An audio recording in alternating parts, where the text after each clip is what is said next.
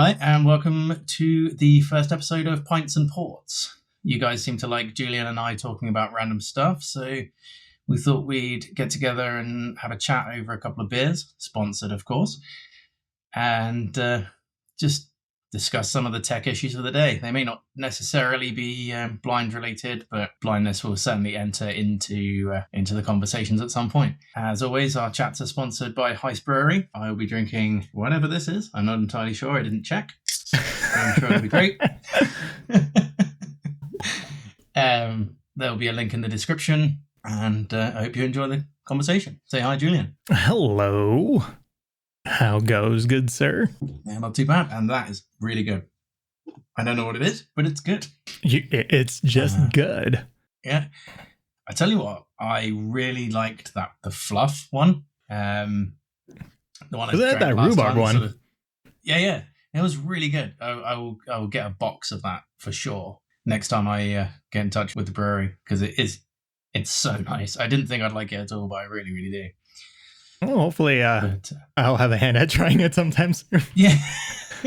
I will chase that up for you.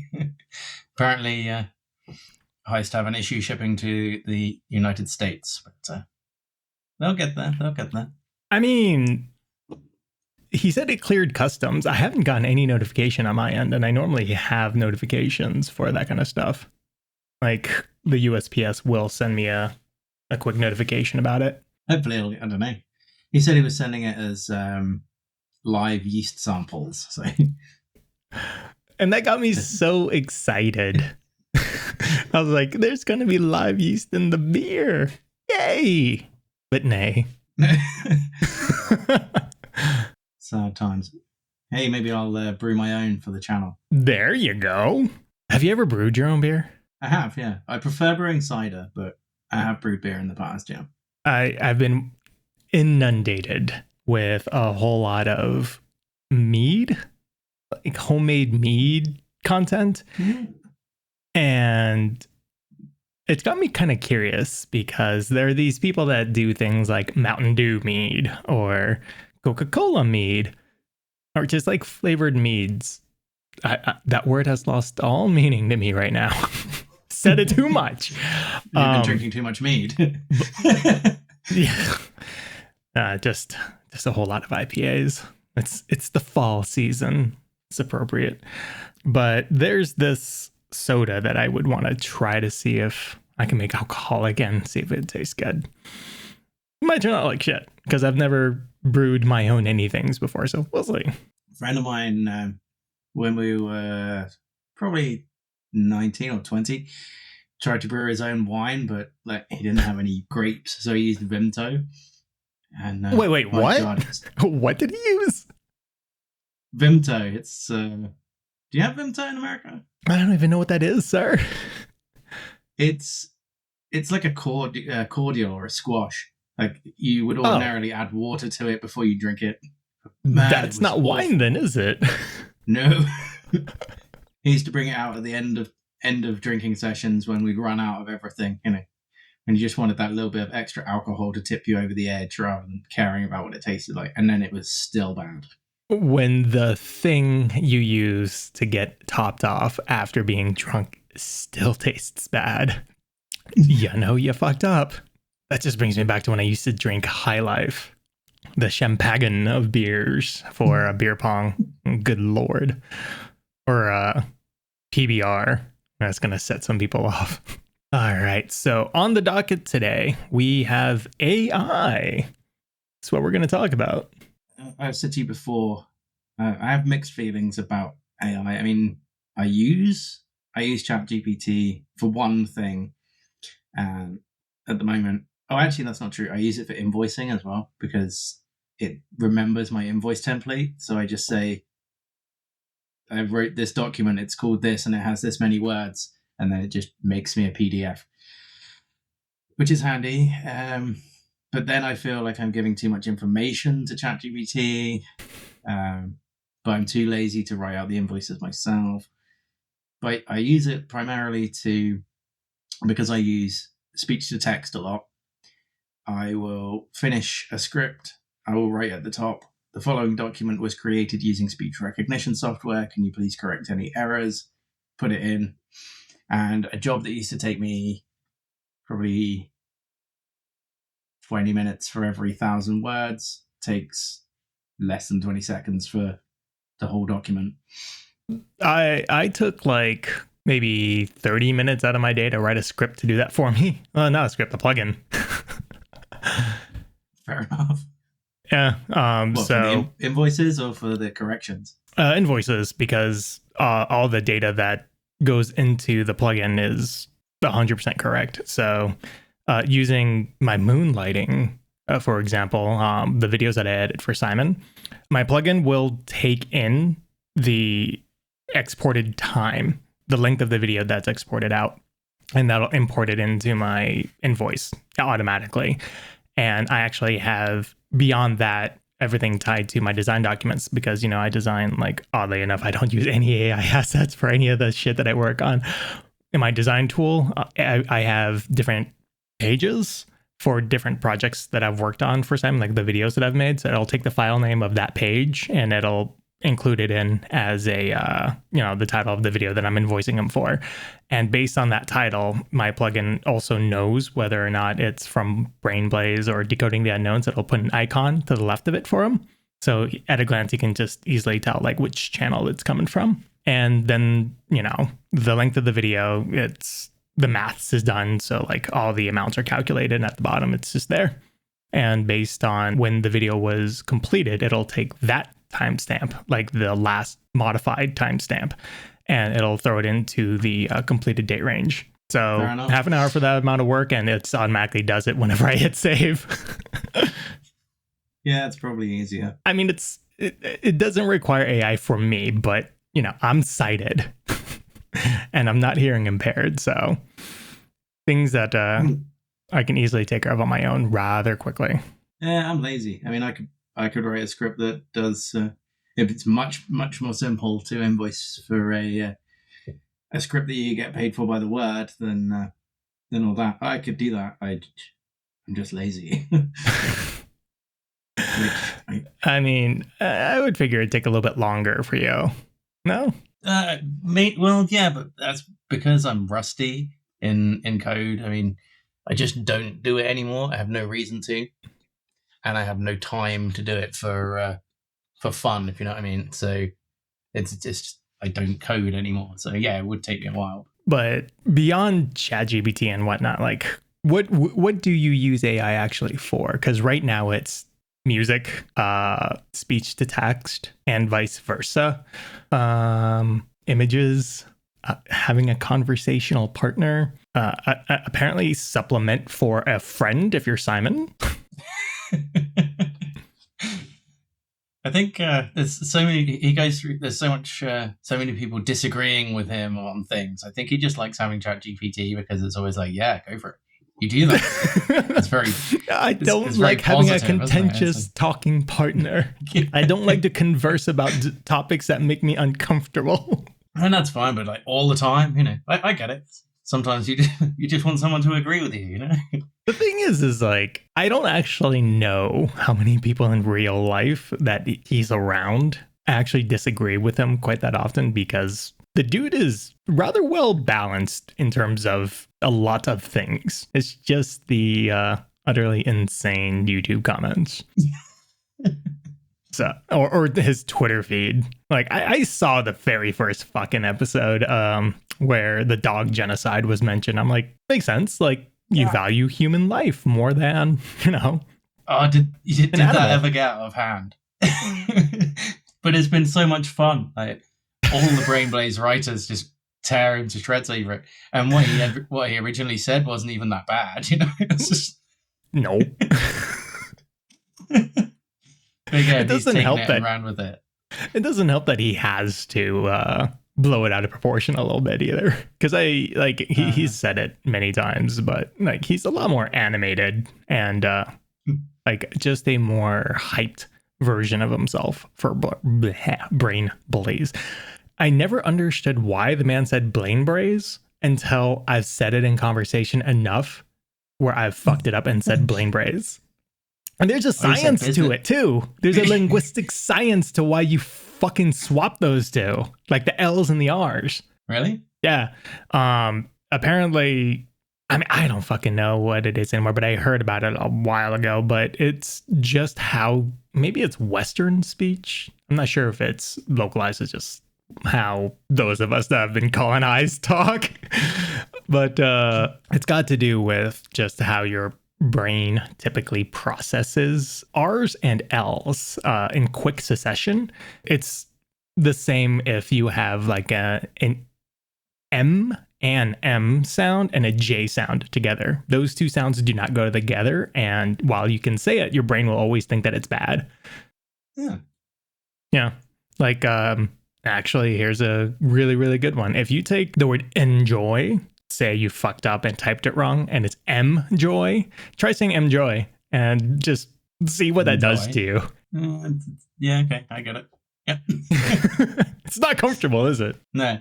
But it shouldn't be that bad, you know. It's a similar sound, essentially. It's a similar sound, but you use different muscles to create the sounds. Because N, your tongue, the tip of your tongue hits the roof of your mouth towards your teeth. Damn. Cannot fucking talk today. N versus M, it's like the easiest thing to do. All you do is just make a noise and like bring your lips together. Yeah. Which is why, like, cross-culturally, internationally, typically speaking, the word for mother always starts with an M sound. Yeah, that makes sense. Yeah, because it's the easiest sound to make, and you typically see your mother first and longest. Yeah. Oh, yeah.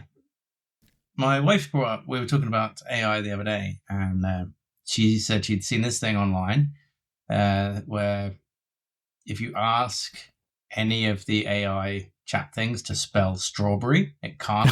If it's 3 R's. Yeah, how many R's are in strawberry? And it's like, there are 2. And then you say, spell strawberry, and it spells it. And then you say, so there are 3, and it goes, oh yeah. Do you know why that is? No, I have no idea. I thought you would probably know, so that's Me? why I wow. What a stereotype, man. It's not a stereotype because it's true, dude. Well, fuck off.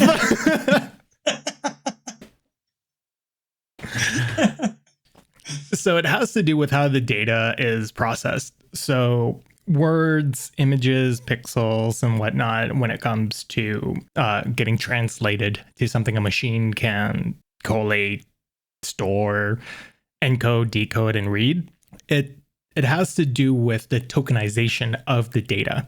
So when you feed words to an AI, it doesn't see the word, it sees a token. That token in and of itself will produce, it's just how the data is rendered as a token to the machine. So the machine doesn't read out the word strawberry. Ooh, your face is red, like a strawberry. It's strawberry. Nobody says it like that. Well, because that's incorrect, but I'm just trying to enunciate the R's. Strawberry is just sounding like that. So it depends on how it's diffed, but it'll take that and then it'll take the token for the sound. I think that's how it's done, it's a comparison of the two to see it. But it'll take the token and then it'll take the token for the sound. It'll compare it against and find the diff. And when you do that, it's strawberry. There's 2. Yeah, but then, like I said, if you correct it, it's like, oh yeah. Thanks for pointing that out. It ain't gonna help, doesn't bud. Learn from that. People say all the time, why don't you use ChatGPT for research and stuff? I'm like, because it's always wrong. It hallucinates like a motherfucker.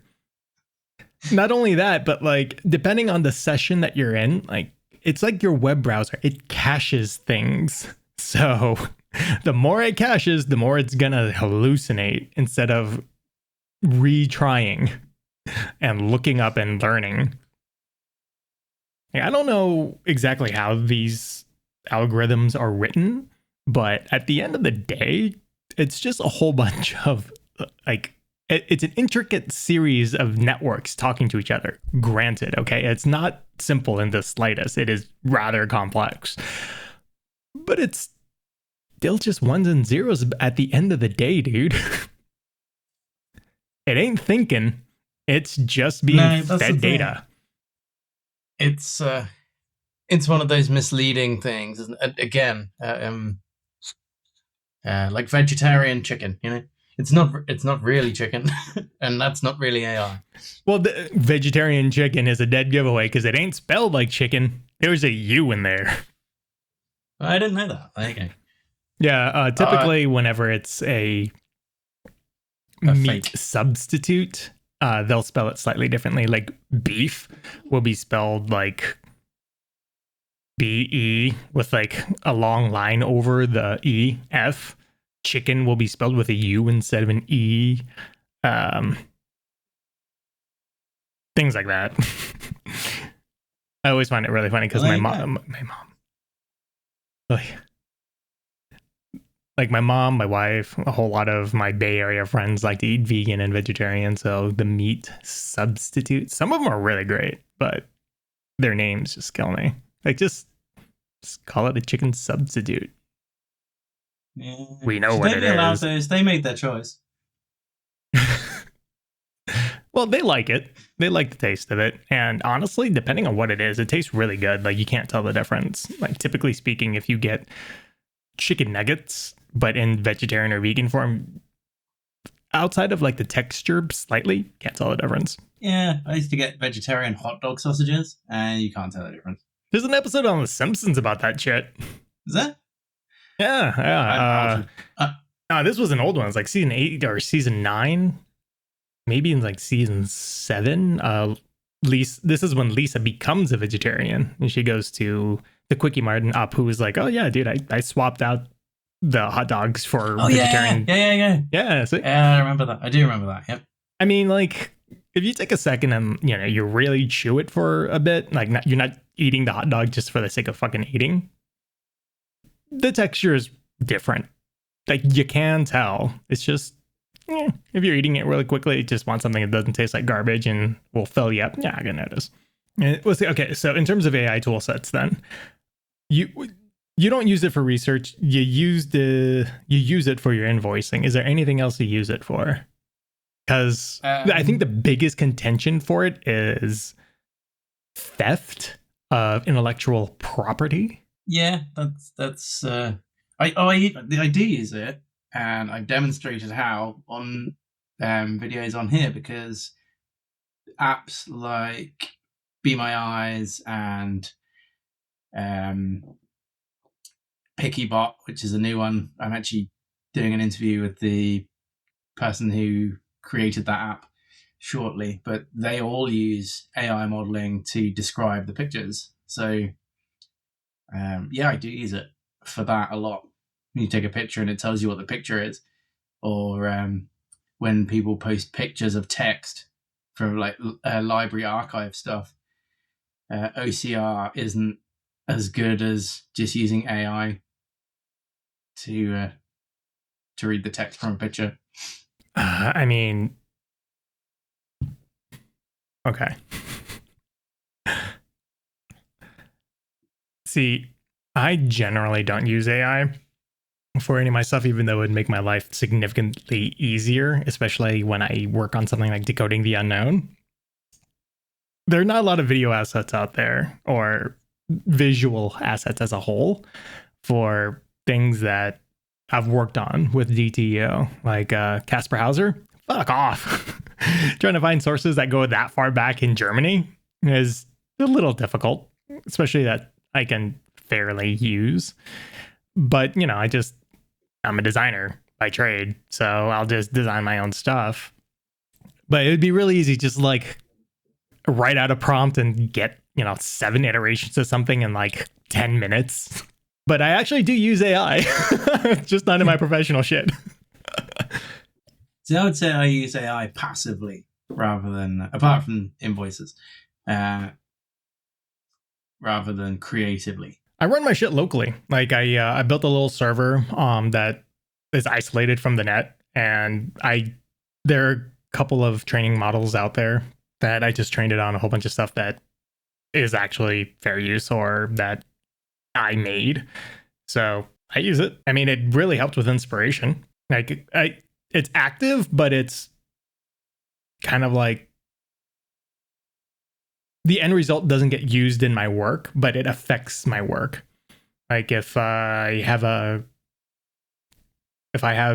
contract that is a landing page and they need header text and they need titles and lorem ipsum and whatnot, instead of using lorem ipsum now, I'll just have my shit generate some stuff and it'll fill it in. So whenever I meet with CTOs or CEOs or the marketing teams or whatever, they can clearly see something that resembles the product that they want to showcase.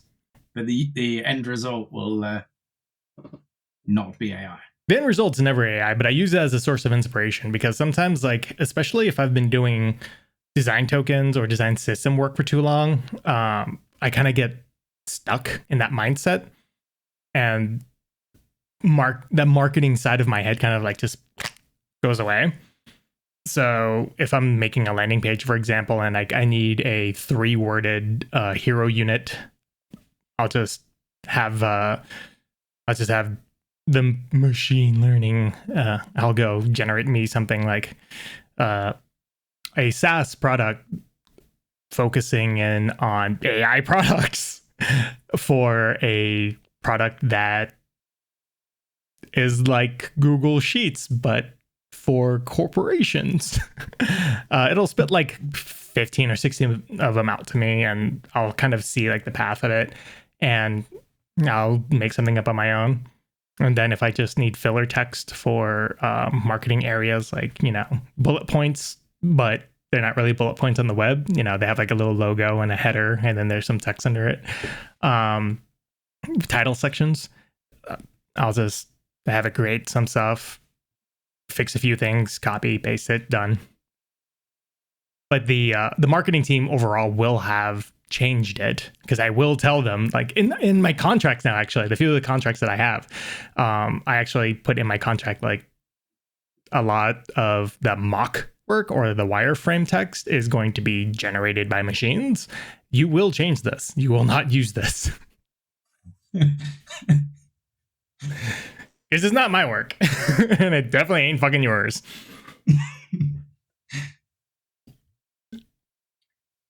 But where do you think it's going to go? I mean, essentially, we're at the beginning of AI now. Yeah, Philip DeFranco says it best. This is the worst AI will ever be, or what passes for AI. Tech is weird like that.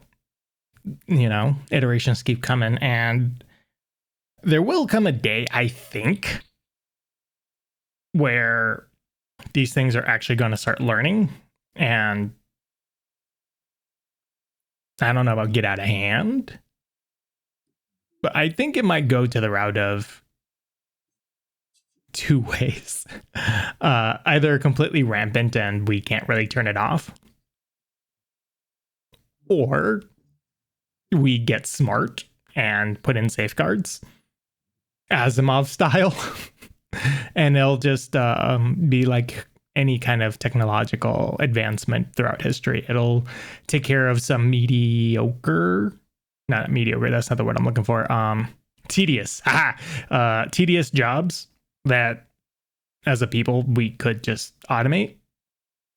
And when there is a hint of sentience behind it and judgment, we can kind of trust it.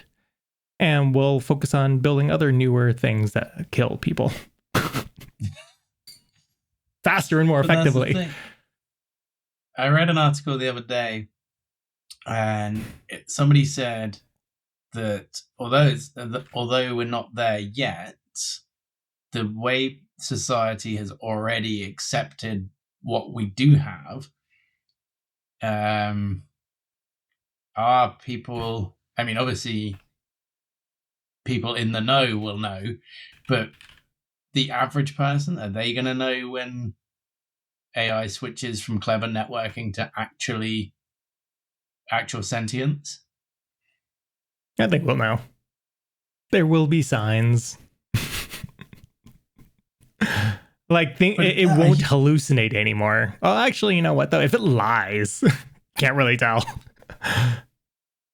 Yeah, So that's the actually, thing. I don't know. There's a huge amount of people who already will accept that ChatGPT is genuinely artificially intelligent. It ain't. Of course, it's not. But if you don't know anything about computers, say like kids today who aren't learning how to code, they're learning how to drag and drop. A kid who's grown up with ChatGPT all their lives and just accepts it as a thing without having been taught that it actually isn't intelligence. So, They're I definitely appreciate those that believe, and not incorrectly so, that whatever the government has is like years beyond what we have. But with silicon innovation and just how computers work as a whole, no, it has not accomplished sentience yet. I can tell you that for a goddamn fact.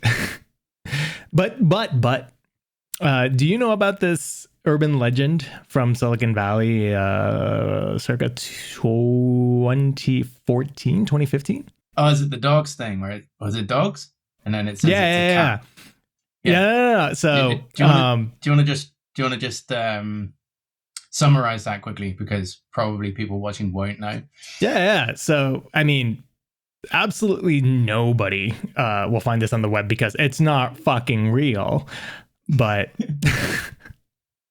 but there was a rumor going around in the city for a little bit, and I think you might be able to find like an archived Reddit thread somewhere where in late 2014, early 2015, somewhere along those lines, when was it called Deep Dream?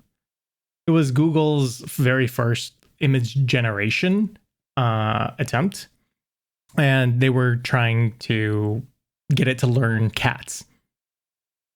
And it fed it a whole lot of photos of cats, and you obviously test against it.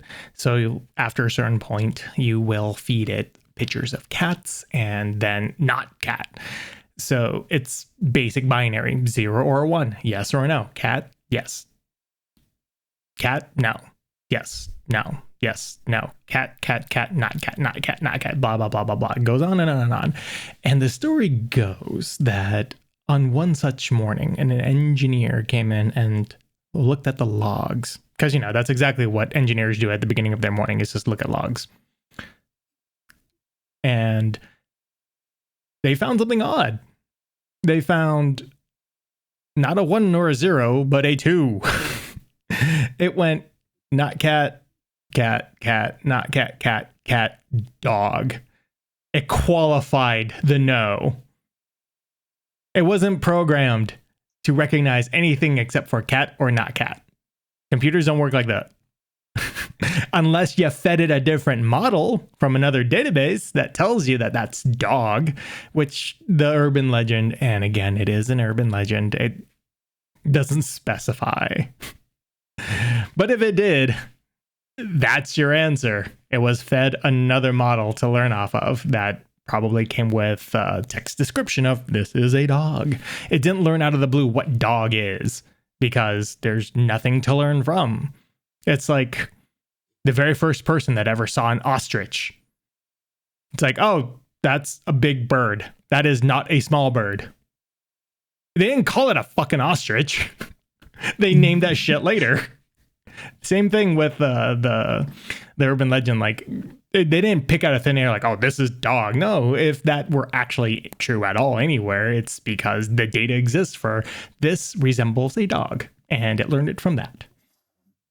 But the urban legend also goes on to say, like, the engineer got so freaked out that he unplugged the AI, and there were big conversations at Google, and they shut the entire project down, which is not true. So yeah, I have two things to raise on that. First of all, when it was you who first told me about this, and I deep dived it because I thought there might be an episode of Decoding the Unknown in it. There isn't, but lots of as you can clearly see. Yes, yeah, but if you pull the archives, like the Reddit archives and things like that, people believed that, and people believed it hard, and there are people who still believe it. The Also- Reddit threads are still up on that. Yeah, you can find them. I thought they'd be like just wiped because so many people just know better. Like, no, the fuck out of here. The other thing is, if it maybe it is true, and the engineer from the night before just went in there and wrote dog for shits and giggles. Yeah, Right like into the logs. right, like there's just no way. But you know, conspiracy theorists, they were hiding it from us the whole time. Well, dogs. Yeah. No one knew about dogs until then. Could you imagine if that shit was real though? Like, we will look back after, you know, John Connor defeats Skynet and been like, we should have seen the signs, man. It knew what a dog was in 2014. It recognized dog. We should have known. Fuck out of here. One of my favorite like online conspiracy dealies. I've covered it for. I did it as a short for Decoding the Unknown, and then I think I got into a brain blaze somewhere. It's about a guy called John Titor or Teeter. John Teeter, yeah, dude, I was huge into that shit back in 2004. That was amazing. Like the way that was done. I mean, it turned out it was guys who were involved in media. It was a media company, and trying. Yeah, they're trying to. They're also working on ideas for obscure gaming platforms as well, apparently. Mm-hmm. But yeah, it was before 2004, wasn't it? Because the original guy was sending faxes into Art Bell. I heard about it back when I was still in college. I distinctly remember hearing it from a buddy of mine. And that would have been when I was still living in the dorm. So yeah, that would have been in 2004 for me. But it could have been well before that. I got into it in 2004. I was like, oh my God, what? There's a picture of a laser bending, my dude. Look at his trunk. There's like this little box that has, you know, like hazard stickers all over it. He has a logo and fucking every man, dude. Like late teens, like early 20s, like you're just fucking dumb. Well, I love that story just because it's a great story, and credit to the guys who came up with it, and just the way people jumped on it straight away. There is a lesson to be learned there, you know. Well, I mean, okay, so it was really, really well done because I forgot what model of computer it was, but it was very, IBM, it was a very, like IBM 20, 30 something. I'm not sure. I could look it up, but I won't. I forget now, but like that obscure bit of tech knowledge, like really bolstered it because even then, like that computer was ancient and people were like, yeah, we just found out that it can process this. Like the use case for it is absolutely minimal, but how did you know? It's because someone knew.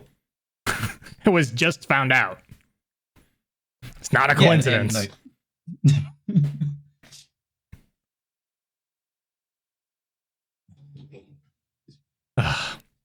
But very well done.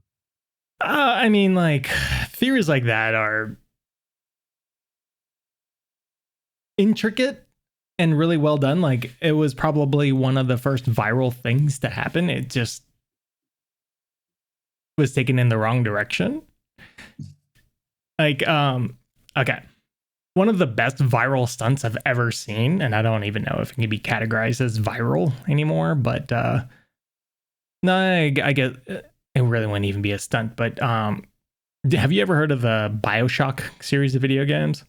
Yes, I have. Yeah. So BioShock 2 came out in around, what, 2006, 2007, maybe 2008, somewhere around like the entering of the double digits of the 2000s. And for promotion for the game, to build hype for it, they launched a website game called There's Something in the Sea.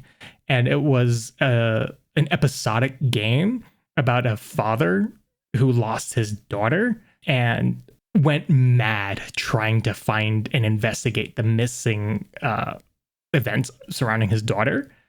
And you got clues every time you played it, and they released it like every week or every 2 weeks or some shit like that. I forget.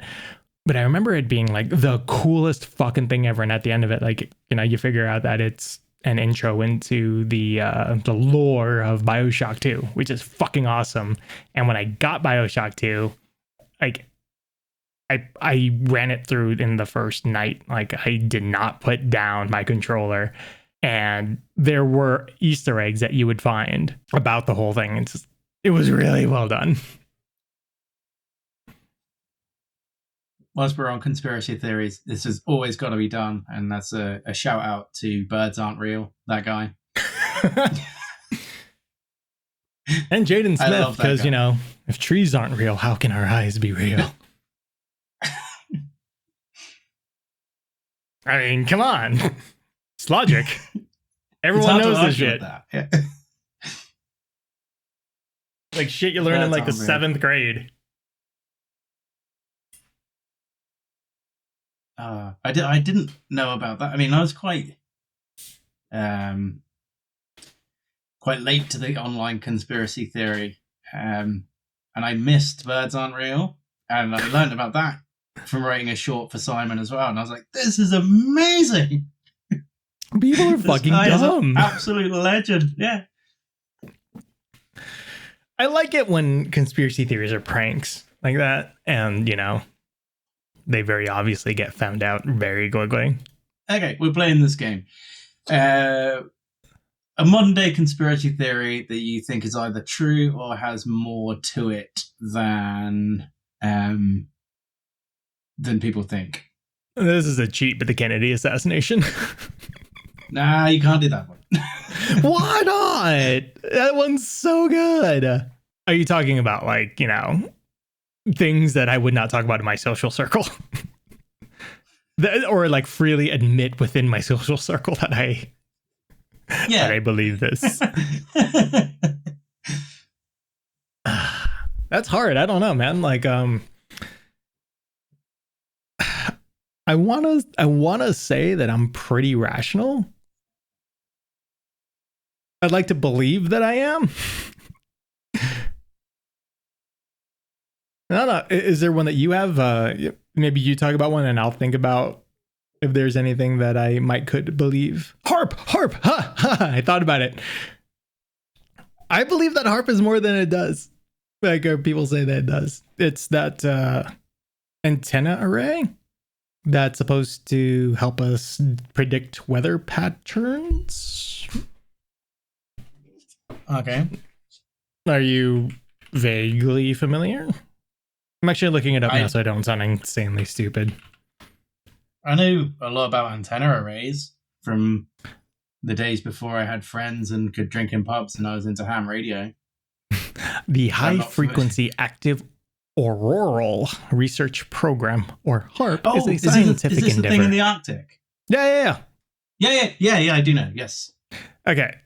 So, back when I was in like late middle school, early high school, yeah, it could have been mid high school.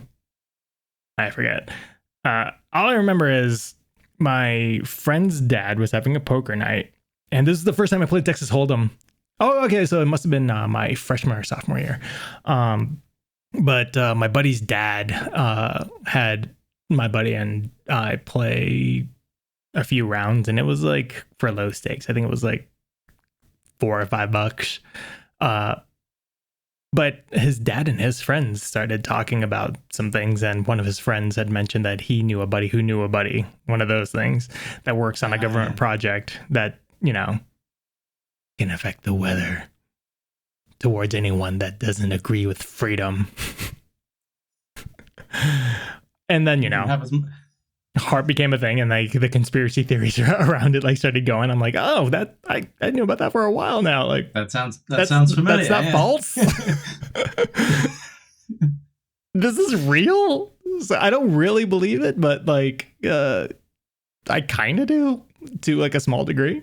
It's one of those things where I wouldn't be surprised if it was true. Right? Oh yeah, yeah. Yeah, like, I mean, human beings have attempted to affect the weather in more ways than one throughout our entire existence. Like salting clouds, that's a thing, right? Like you salt the clouds to promote rain. Does it work? I'm not sure. Would that work? You do something with like, I mean, like the rain doesn't just come out of fucking nowhere. There has to be condensation, but I think you can, like nudge it along a little bit faster in a certain region if the clouds are there by salting them or agitating them somehow. Yeah. Hold on, I'm gonna look at this. I'm gonna look this shit up too real quick. Do you know about the lightning strike idea? Go on. It's been a while since I looked into it, but I think the concept was you would have two aircraft, UAVs with a long copper cable between them, and if one of them was flying through the clouds and then the other one flew much lower down, the idea was that you'd be able to direct lightning or charged energy from the clouds and strike targets of your choice. That's a good way to lose a few $1 million on some UAVs. Yeah. for like an atmospheric phenomenon that is highly unpredictable yet slightly predictable and has to be over an area already. That's from is that another a video, thing or is it a conspiracy theory? I think it was like I think it was one of those things that the US government poured money into to see if it would work or see if it could be done. I'd have to dig out the script, but I found out the other day I've written more than 1 million words for Simon, so I've got loads of crap on my computer. At a conservative 5 cents a word, and I'm not saying that's how much Simon pays. I'm just saying that's the lowball offer for anyone out there. That would be a lowball, yeah. Yeah, that's an exceptional lowball. At 5 cents a word, 5 million words. I mean, 1 million words. That's a significant income. It's over 4 years. Still, if it was like a moonlighting gig, if you just moonlight, just threw everything into a savings account, like this is my entire job. That builds. Yeah. Although, like, you'd have to be a very talented writer to do that in a couple of years. So, cloud seeding is a thing. Salting clouds, otherwise known as cloud seeding, is a weather modification technique that involves injecting substances into clouds to enhance precipitation. Salting clouds specifically refers to the introduction of hygroscopic materials such as sodium chloride, table salt, into warm clouds to stimulate rainfall. Well, I'll be. There you go.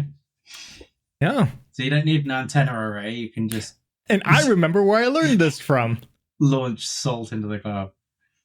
I learned this from an episode of DuckTales when I was like 10. No way. Yeah, dude. It was either DuckTales or Tailspin, one of those two. But like when I was a kid, there were afternoon TV shows on Disney Channel, and I think it was actually Tailspin. That makes more sense than DuckTales. But yeah, I was going to say Tailspin. Yeah, yeah, I remember distinctly right now that's where I got it from. So it is a thing. Do you remember a TV show called The Littlest Hobo? No. That sounds non-PC, even by like early 90s standard. It was a dog. I think it was an American Akita. And he'd go around like, I mean, he didn't talk or anything. The dog would sort of arrive when needed and kind of help people with their problems and then sort of move on again. It was great. But just like a just traveling like it's like Doctor Who, but like you don't time travel, you're just a dog. Yeah. Kind of. But it was more sort of Mr. Rogers level of problems than Doctor Who level of problems, from what I remember. I mean, it could be said a lot of the problems that Doctor Who solves is very Mr. Rogers like, just spun a little differently. Just on a bigger scale. A vast scale. No, I've never heard of that. Like, a lot of the shows that I watched when I was a kid is either Disney Channel stuff, Nickelodeon stuff, or PBS stuff. And one of the more prominent things that I can clearly remember now is Ghost Rider, where like the kids had like a little pen around their necks, like a little notebook and shit. And there was a ghost following them around, helping them solve mysteries. Ooh, and like, where in time and where is Carmen Sandiego? That shit was bomb. Did you guys get that in the UK? Like, where in the world is and where in time is Carmen Sandiego? No, we had. Probably did, but we didn't get Sky till late, you know. Oh, man, deprived. We had knockoff cable for a while, and we used to get Nickelodeon. I don't remember kids with those. I don't know. Didn't watch a lot of TV. Are You Afraid of the Dark was a program we used to watch. Yes, that's one of my favorites, dude. Yeah. Dude, I'm gonna when my kid hits 6, she will know Are You Afraid of the Dark in that fucking clown episode. Didn't that get banned? The clown episode, did it? Yeah, I think they pulled that from the reruns. I think. Wait, really? Yeah, I think it was around the same time that Child's Play got banned. Wait, Chucky? Well, I mean, that's a horror movie. Why would that be banned? It's not meant for children. What? As far as I know, and it could be like an urban legend, but Child Play got banned in the UK because of. Do you know the Jamie Bolger story? I do not. 2 kids. This isn't the right channel for this story, but 2 kids abducted, and they were kids as well, like 9, 10 years old, abducted a toddler and tortured and killed him on some railway tracks. I know this story. I didn't remember the name, but I fucking know this story. Ugh. And I think there was some elements of that were emulated from Child's Play, and it got banned. Yeah.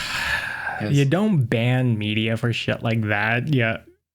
You beef up parents that aren't fucking teaching their kids. It's like,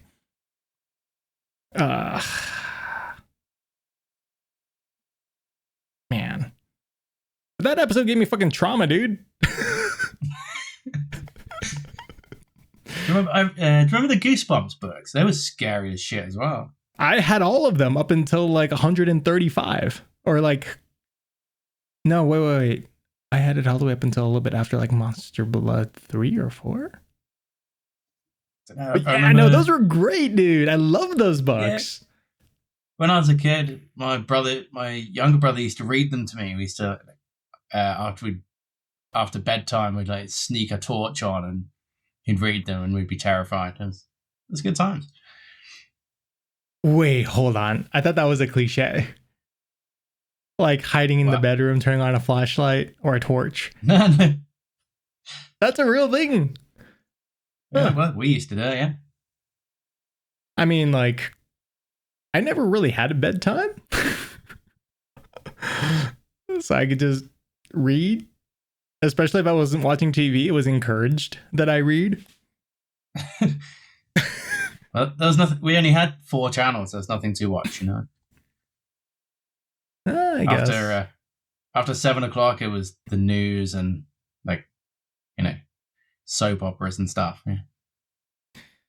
Yeah. I definitely don't miss having to time my day around watching media. It's just there. Yeah, we don't have a telly in the conventional sense. Like we have no aerial feed coming into our house. You can't just turn on the telly and channel surf because we don't have that. We have all the streaming services, but like all except Hulu. We don't have Hulu, and I've never found anything that I wanted to watch that was on it. So otherwise, we'd probably have it. Same here, dude. Like, we have a television in our living room. There's no antenna or cable hooked up to it. It's hooked into our Wi-Fi. So we've got all the apps on it that we use, and that's about it. Although the one that gets used the most these days is fucking Disney Plus. Disney Plus is good for Bluey. It's not so great if if something happened to you at a restaurant and you want to sue. Oh, did you not know about this? What's this? No. A gentleman and his wife visited a restaurant on a Disney property. The restaurant is not owned by Disney, but is affiliated with Disney because they are on Disney property. And while they were heavily assured that the wife's food allergies would be taken into consideration, and there would be no problems with her food, there were problems with her food. And she ended up passing because of it. And when her partner, clearly in the right, tried to sue, Disney said that because, not because like the restaurant is not owned by Disney, but because they had a Disney Plus trial at some point in time, they had agreed that suing is off the table. No. Oh. You got to read that small print, guys. That's crazy. A television That's not service. Stand up, surely. I mean, like, Disney has some great lawyers. They're fucking sharks. Yeah, I mean, even great so. in terms of like great at their job, not great as in like human beings. They're not great human beings. Is this legit? They're just very good lawyers. And apparently that's the legit? loophole that they worked off of. How much have you looked into this? Very minimally, because it has nothing to do with my job, my family, my daughter's well-being. It might do. Or anything else You I have go time to for. You go to Disney a lot, It's terrible to say, but like, it doesn't affect me too hard yet. No, I'm saying though, it might. Right. You should be looking into that before you take your kid to Disney. I mean, we've been twice this year already, and that has prompted us to await the magic key holder pass to come around again for us to be able to become members of. Do you know what that is? No. Oh, okay. So it's if you go to Disney My wife would know. enough. Content is empty. QuickTime Player. Movie recording. Window. Stop recording. No, don't stop recording. Sorry, if you go to Disney enough, my wife would know about this. She's been to Disney, Florida 15, 16 times. You can basically go in and out of the park whenever you want. Both parks, if you're in California, you can just hop back and forth between California Adventure and Disneyland proper, and it allots you some discounts up to 20%, I think, if you're at the highest tier of membership. Nice. But you have blackout dates of when you cannot use your pass, like Oh yeah, like Halloween. the entire latter half of December, for example. No, some special fair events enough, and though. things like that. Mickey's birthday. Mickey's birthday, or I think this year for Lunar New Year, it's going to be a Mulan-based event. I think it's called Hurry Home or some shit like that. I don't think the pass covers that. But they had to pause membership on that event for the time being. But I think it's getting late your time. It's almost about 2 p.m. my time. How you doing? That would be we're 8 hours. 8 hours ahead of you, so be coming up to 10. But yeah, we didn't do too well with AI. I suppose we did like half of the episode on AI. That's not too bad. And you have other stuff to be getting on with. But Regular 9 to Yeah. 5 stuff. And I think there's a video or two that I have to edit. yeah, there's like no. You might have to cut this, but there's no Brain Blazers queued up. So apart from the Florida Man stuff. Yeah, dude, I knocked all that shit out in a week. I did 1 through 6 in a week. Yeah, but now there's nothing else. I There's mean, only Florida Man's waiting to go. I wanted to make sure it got out in chronological order. Yeah. So I smashed through them real quickly. It was I mean- requested that they went out in chronological order, yeah. It wasn't requested per se. Like, I talked to Kevin quite a bit, and he was like, "Oh, I just realized I made these in sequential order, and they reference one another." So I was like, "Oh, well, that's a good prompt." So after Simon just uploaded all of the ones that he'd recorded, I just yanked as many as I could without, impeding any other people's work, because like if these are supposed to go out in sequential order, I don't want anyone to have to rush their current projects to, finish up a Florida Man. So, I mean, I can knock one of these out in like an hour and a half. So I just did 6 of them. Fair enough. But yeah, there's nothing else now, yeah. apparently. No, there is no.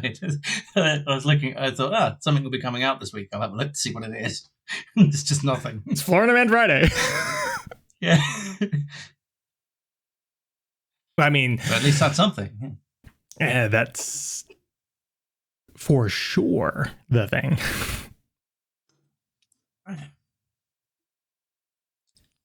But yeah, I don't know how you feel about doing one of these every 2 weeks, say. I might could swing such a thing. I mean, provided that it actually offers you some sort of value. I mean, feel free to have To be other fair, folks on, Doug. Like, I'm not saying like, go find other people to do this shit. I'm happy to do it, but not sure anybody in particular likes me here. The other 3 videos suggest that people do, and to be fair, I'd do this without a video, just sit here and chat with you for an hour or so. It's just good to get on a call with you and just have a few beers and just hang out. And then, if other people want to watch that, that's awesome. If you're telling me like every couple of weeks you just want to have some beers and jam, yeah, I'm down. I'm not gonna say no to that shit, dude. It's only a couple hours out of my day. Well, It definitely beats me I'm trying to having to think- put pants on and leave my house to go to a bar. videoing from the waist up. There's a specific reason I don't use a severely high angled lens or wide angle lens for this kind of stuff. I have to put on pants in my office, dude. All right, do you want to play us out then, Mr. Page? Yeah. Thanks for joining us. We'll do another one in a couple of weeks' time. Please like, comment, subscribe, all that good stuff. Check out my Buy Me a Coffee page if you want to contribute to the channel in some way. And we'll see you again soon. Bye.